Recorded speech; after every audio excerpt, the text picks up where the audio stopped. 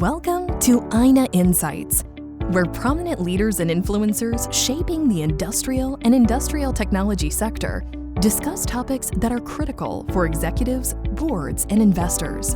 INA Insights is brought to you by INA.ai, a firm focused on working with industrial companies to make them unrivaled segment of one leaders. To learn more about INA.ai, please visit our website at www.ina.ai.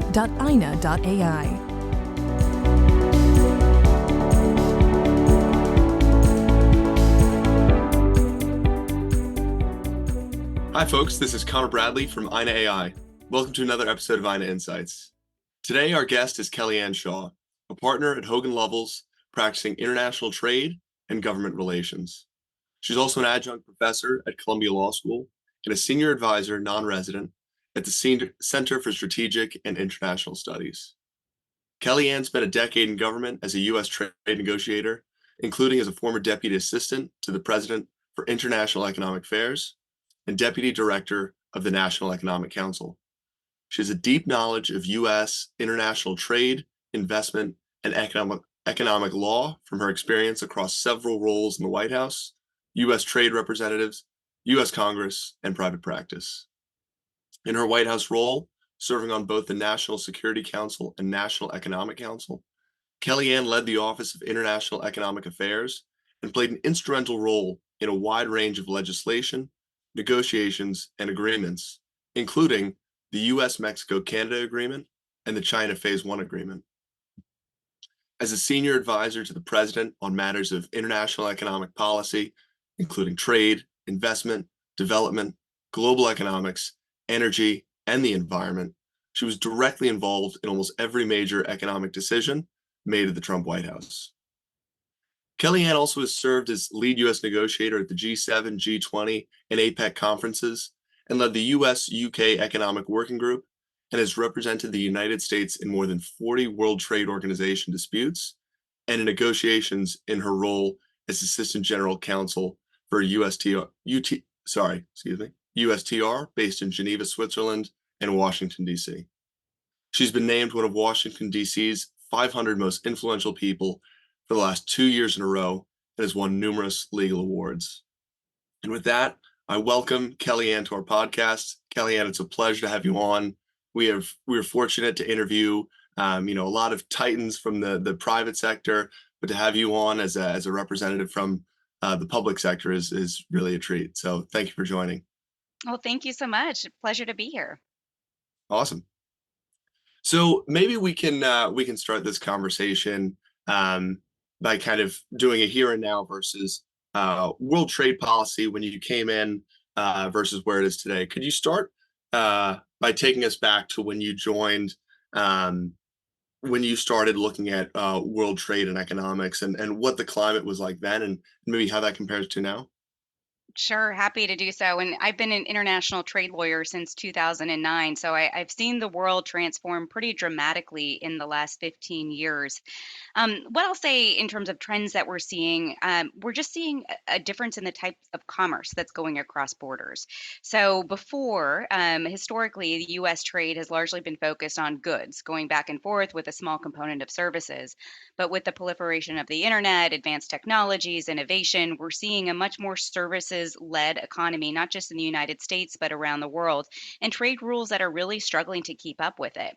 I think the other trend that we're seeing is an emphasis on national security over economic outcome, right? So we're seeing a lot of things happening in the export control space, investment restrictions, both inbound and outbound, and the use of tariff policy for national security gains. And then I think really fundamentally, the most important event of the last decade that's happened that's impacted trade has been the COVID pandemic and the realization that countries didn't have what they needed in a time of crisis. And at the time, 86 countries enacted various forms of export restraints. You had the EU actually erecting borders again across countries, which was pretty phenomenal. So we've seen a reevaluation of supply chains, a lot of work going in now to find out, where are critical minerals and other things coming from. But I do think there is a massive rethink about trade policy, not just in the United States, but around the world.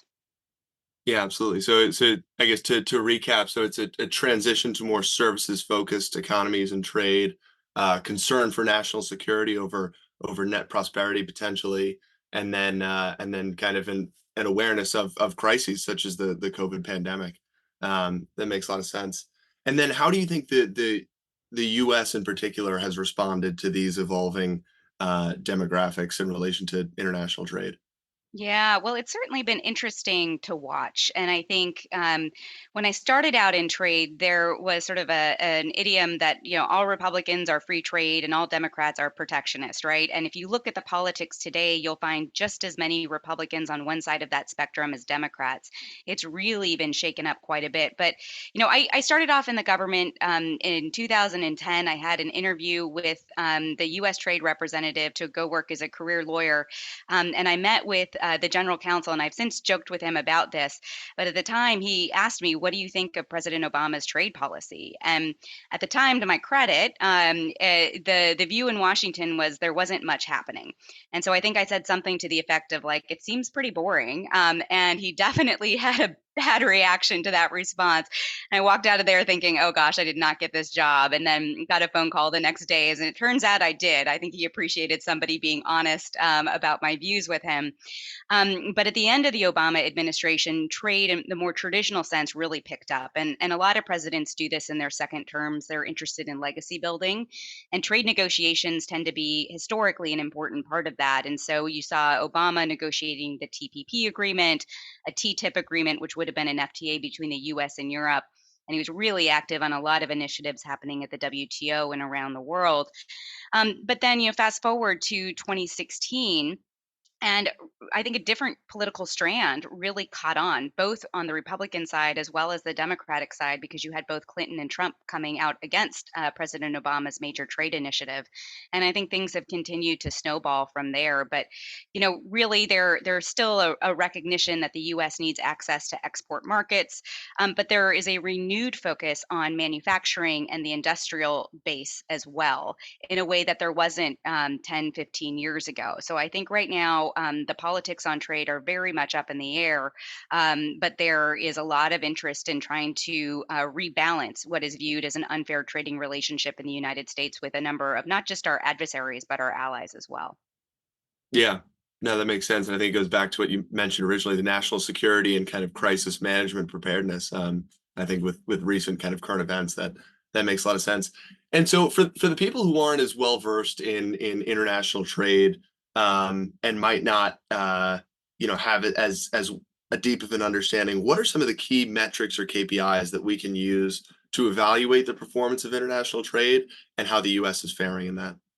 Yeah, I sort of put this into three separate buckets. So the first one is like economic and commercial impact of our trade policies, right? Like how are U.S. companies doing within the United States when faced with foreign competition? Are the terms of trade fair? Are the rules fair? Are U.S. companies being outcompeted because of innovation or because of massive subsidies from the exporting countries? So I think those are some things to look at. And then sort of the reverse, right? Like are US companies being discriminated against in foreign markets? Or are we really facing a level playing field where companies can compete on an equal footing and see how we do? So trade is a really important component of an overall and broader economic strategy of any administration or Congress.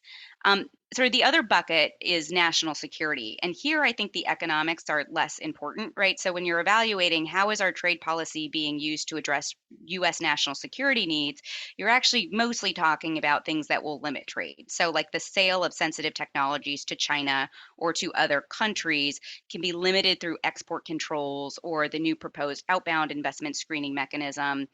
And like in an inbound transaction, we've got CFIUS tools, so the Committee on Foreign Investment in the United States. Like there may be an economic reason why a U.S. company or person wants to sell a strategic asset to a foreigner, but for national security reasons, that transaction is going to be blocked if it's deemed too sensitive to U.S. national security interests. So again, it's like trade limiting. So you can look at policy based on either the economic spectrum or the national security spectrum. And then I think this third bucket of metrics is really value based.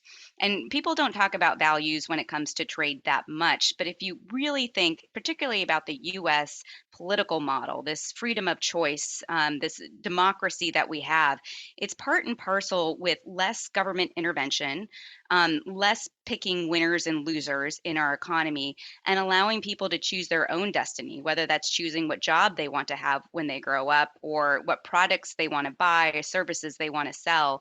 Our economic model, it just is not compatible with a communist or socialist model, right? It's more compatible with a democratic model. And so you can look at some of the values in the economy, and that might lead you, if you're looking at the value spectrum, to think like industrial policy probably isn't a good thing because it's the government intervening in a way that it shouldn't be. So I think those are some of the types of metrics you can look at to see whether your policies have been successful. Got it. That makes sense. And then from that like kind of economic bucket, do you think there are industries within the US that are particularly need that protection against foreign competition or need to be bolstered to fare in foreign markets? Are there examples that come to Yeah. mind?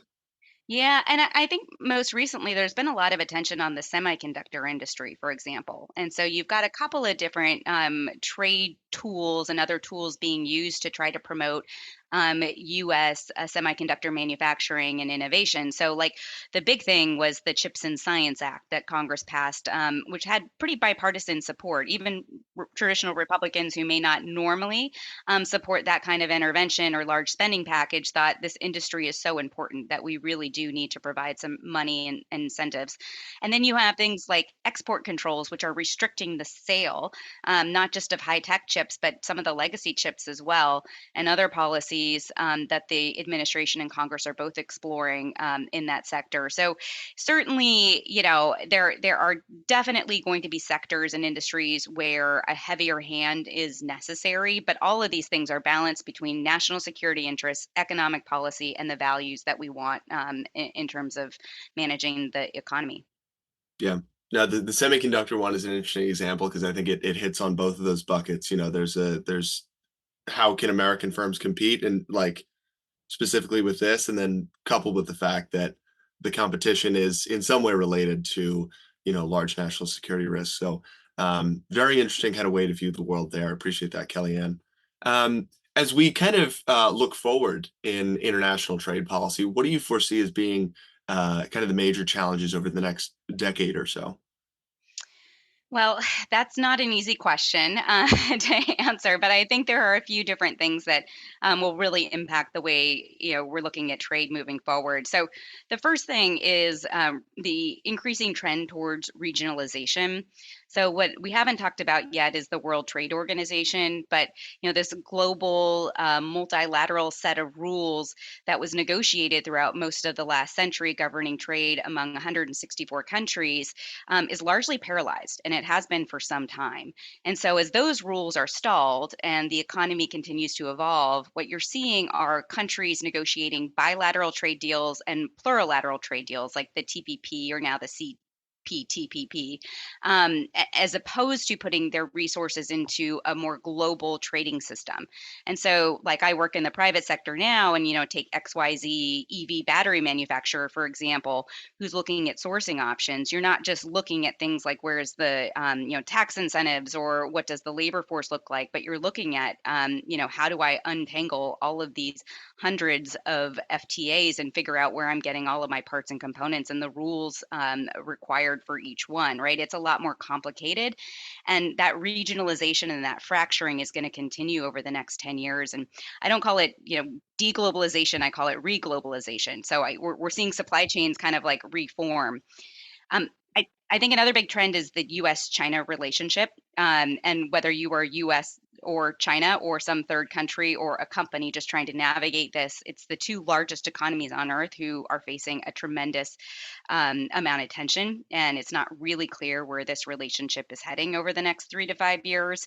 And it could be stable or it could be pretty horrific. And nobody knows the answer to that. And there are a lot of factors influencing that. So I think watching that relationship will be really important over the next few years. And then the last thing I'll say is democratic legitimacy. And I think that's the strand I was pulling on in the beginning, which is, it's not really clear in the United States where the politics are on trade, but the same is true in a lot of other countries around the world. And when your economy is doing well, there tends to be a longer leash to use trade tools to achieve either economic or national security interests and policy outcomes than when the economy is struggling, that leash is shorter. But there is a sense in the United States and in a lot of countries that trade has not been fair to certain industries and workers, and so it's harder to advance certain trade policies when that's the democratic, values that are within your constituents. Mhm. Absolutely. Do you think, when you talk about this reglobalization and kind of maybe and maybe fracturing is a hard word, but, relocation of certain supply chains, do you think that has an impact on kind of when you look at the growth of economic output in the world? Is it a fair assessment to say that reglobalization, and shifting of manufacturing capacity or whatever it is, does that does that lower that growth cadence that, we have as a planet, or is that, um, I don't know, are there pockets for that kind of reglobalization to actually improve global growth? Yeah, the World Bank, the World Trade Organization, and I think the UN and IMF recently did a study on what would happen if international trade rules became totally regional, if the WTO didn't exist anymore. And what it showed was trillions of dollars of loss to global GDP. So I think there certainly is a consequence for that. But what I'll say is I think that some of these trends are just happening, right? Like they're not something that we should you know companies or countries are going to be in a position to reverse, because I do think there's a sentiment that like what worked in the last century isn't working for commerce in this century, where a lot of what we produce is not just for commercial purposes but also has dual use purposes, sensitive to national security interests. And so a lot of countries are seeing the need to sort of carve out a greater space for more trade limiting tools that will protect national security interests. So the supply chain debate, I do think, goes into that as well. Again, COVID was Mhm. the big catalyst when we couldn't get Mhm. our masks or vaccines or whatever else we needed. But definitely do see this trend happening, regardless of what the consequences are for the global economy. Yeah, absolutely. So, Kellyanne, appreciate that kind of overview on international trade for our listeners. Maybe we can take a step back on kind of your journey to date, and how you got here today. I think your story is a fascinating one. You completed your undergrad at the University of Washington. Go Huskies! I know you guys are in the college football playoffs. So congratulations. Thank you. Earned a master's degree from the London School of Economics, and then a law degree from Columbia School. How did you kind of discover your interest in international trade as you progressed? To be honest, I'm not totally sure, because my first two interactions with international trade and the WTO in particular were pretty negative. So I do find it ironic that I ended up here. But I grew up in Seattle, as you know, and in 1999, protesters took over my city. My brother was tear gassed just trying to get to work during the Battle of Seattle for that ministerial. And Mm. all I knew about the WTO then was what I had heard from my college roommate, which was that it was forcing everyone to eat hormone treated beef and killing turtles. So I thought, ah, this thing is terrible. I'm never going to work in it. And then in law school, I ended up taking an international law course and reading a WTO case, one of the decisions from the panels, and I thought it was the most boring thing I had ever read, and distinctly remember saying, "I will never do this as a career." And Yeah. so how how I fell into it is pretty ironic, but as it turns out, I really enjoyed being a practicing trade lawyer, and we had a great trade practice at my then law firm, Gibson Dunn, and really enjoyed it. And then took a job with the U.S. government in Geneva, which was just a ton of fun, defending U.S. interests and working in the system. So I've been convinced since, and now I've stuck with it. But I think, like a lot of people, you can't really predict your path, and that was certainly me. Absolutely. Third time's the charm for your interaction with the World Trade Organization, it sounds like, after the Yeah, first two absolutely. strikes. Awesome. So, as we mentioned earlier, you've worked across several major government and international organizations on policy and the like. What's a piece of work that you think was the most fulfilling or most interesting in those engagements? Yeah. What I always tell young lawyers is that there's nothing like defending your country in a litigation or a dispute, right? It's like pen to pen combat as opposed to some other form. Mhm. And so raising your placard and arguing and using the text to make your point and going in a sovereign to sovereign litigation, I think is just so fun. So I really enjoyed the WTO litigation I did. But I think sort of the most profound work that I did in government and profound in terms of the way it impacted my view of the world was being the lead negotiator for the United States at the G7 and the G20 and APEC, and negotiating directly with world leaders, being in the room where it's just world leaders plus you plus one, and really understanding how decisions are made at the highest level in government and what these larger than life characters personalities are really like and how they do make decisions. I just had a lot of fun doing it. It was a huge challenge, but really really enjoyed that opportunity. Yeah. Not to be, make too small of it, but I can only imagine, I see an internet celebrity on the street and it's like they don't seem real. I can't imagine seeing, you know, a major world leader in the same room and kind of having that same the same interaction. Oh Um, yeah, or then having to negotiate with them in your first yeah, meeting where everyone's mad about something. So it's no, it was definitely surreal. And in the moment when you're going through something like that, you've got a job to do and you get it done. But you sort of think back, and it's been a few years now, and you're like, wow, that was a really cool experience. yeah, incredible. So, as we know, international trade policy goes hand in hand with major domestic programs like Build American, Buy American, and Made in America. How would you describe the impact of international trade policies on stimulating industrial output in the U.S. specifically? Um, yeah, so there's sort of a perennial debate that has existed from the beginning of our republic about either protectionist policies or more free trade policies. And it used to be, for most of the US history, that it was the industrial North that wanted free trade policies because they wanted export markets. And it was the agrarian South that wanted more protectionist policies because they wanted to keep out foreign agricultural products. That trend is reversed. And you actually see the complete opposite now in terms of the politics. But Buy America, some of the other programs you listed are certainly important in achieving the right balance. I think of all the three buckets we talked about: economic prosperity, national security, and maintaining our economic model. It's consistent with U.S. democratic values. I think it requires a balanced position, and so those programs serve an important role, particularly now for the industrial space. And it's a trend that we're seeing in terms of some of the industrial policies like the Inflation Reduction Act, the CHIPS Act that we talked about, the bilateral infrastructure law, addressing things like critical minerals, electric vehicles, renewable energy, and semiconductors. So it's certainly on trend. Hmm. Absolutely. And we talked about one of these earlier, being the semiconductor industry, but obviously the U.S. has moved strongly and swiftly to protect its intellectual property rights in industries like that. Do you think there are any other industries that are following similar paths in terms of protectionism or will be? Yeah, well, anything in the renewable energy space has been a strong priority of the Biden administration. And then in the first 2 years of the Biden administration, Democrats controlled Congress. So they were able to work together to pass some of these big bills that had not only tax incentives, but also funding, like direct subsidies. Mm. So that's certainly the trend right now. It's sort of hard to predict where this goes if there is a change as a result of the next presidential election in terms of Republican priorities, because Republicans have been less willing to embrace electric vehicles, for example. But I do think there will be other sectors where these domestic tools seem useful.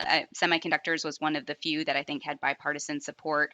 Hmm. But just again, in terms of trends, if there's a Republican controlled Congress controlling the House and the Senate as a result of the next election, I think you're less likely to see some of these big spending bills because it cuts against more traditional conservative values of not wanting to pick winners and losers. So you're more apt to see something like tariff policy or export controls or some of these other tools being used to achieve some of the same objectives. Gotcha. Gotcha. And I think this next question is part of the renewables piece you touched on. I think another big theme is availability of raw materials and rare earth minerals, which, for certain industries, it's do we have the tech, do we have the IP, do we have the know-how? But there are other kind of factors of production that are necessary inputs like raw materials. And what is what is the kind of U.S. doing to address any risks associated with specifically that raw material, rare earth mineral input um, that the U.S. is facing?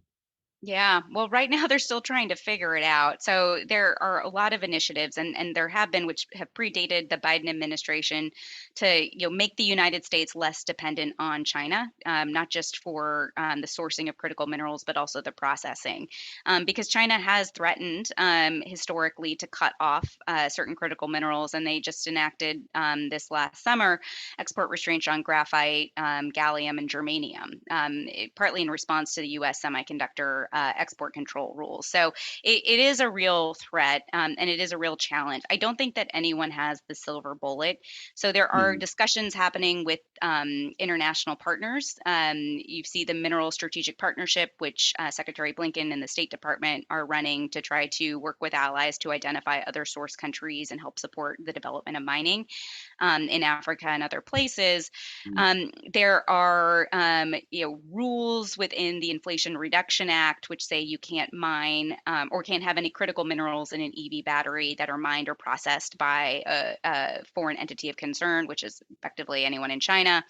Yeah. And so they're trying to incentivize the private sector to help come up with a strategy. And then there is like funding from the Department of Energy to help assist with the mining of critical minerals. But it's a hot topic of discussion. I know there are discussions happening too about creating some sort of market with allies where you're either in the club or outside of the club. And if you're in the club, we're trading with each other, that kind of captive market thinking, but it's going to be a long process. I mean, China has been dominant in this for decades, and I think the Western world is waking up to it only recently, and so trying to figure out what to do. But it's a real challenge. Yeah, absolutely. It's probably a longer putt, but I've seen kind of news headlines come across on rare earth mineral deposits of the moon and Mars. So, hopefully Yeah. that maybe more on the 50, 100-year timeline, but could be another option to explore. Yeah, Um, there's a I don't know if you've seen that show For All Mankind, but there's an episode in the recent season where they find an asteroid with certain critical minerals and are trying to actually capture the asteroid, which I thought was yeah. pretty amusing. I don't know if I've seen the show, but it sounds like I've seen a bad sci-fi movie or two with a similar plot. So Yeah, um, yeah. awesome. Thanks, Kellyanne. So I see we're coming up on time here. So just to kind of close us off, there's been a lot of geopolitical tensions across the globe in the last few years. How should American businesses expect U.S. trade policy to change and evolve in light of balancing all of the other U.S. interests in the next few years? Give you a really easy question to finish us off here.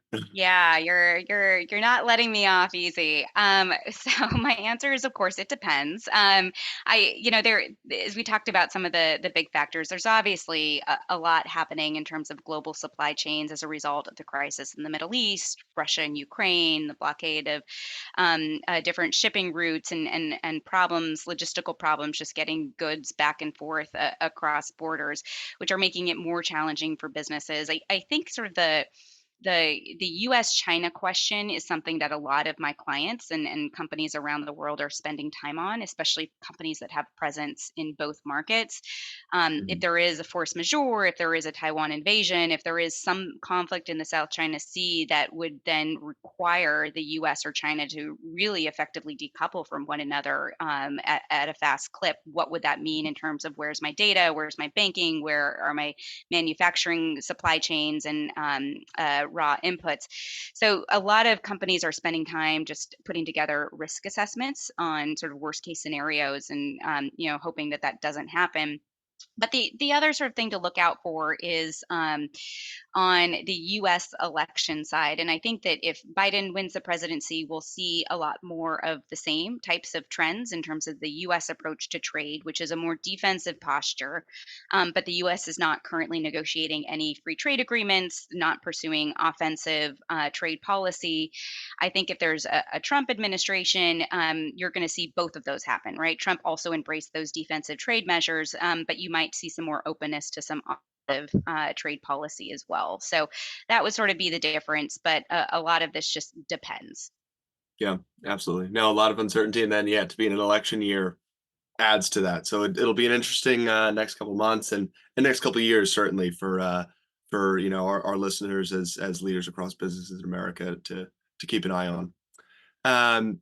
But awesome, Kellyanne, thank you so much for your time. That brings us to the end of our podcast here. It's been a pleasure having you on, and look forward to getting this podcast out to our listeners. Great. Thank you so much. It was nice to chat with you. Awesome. Take care.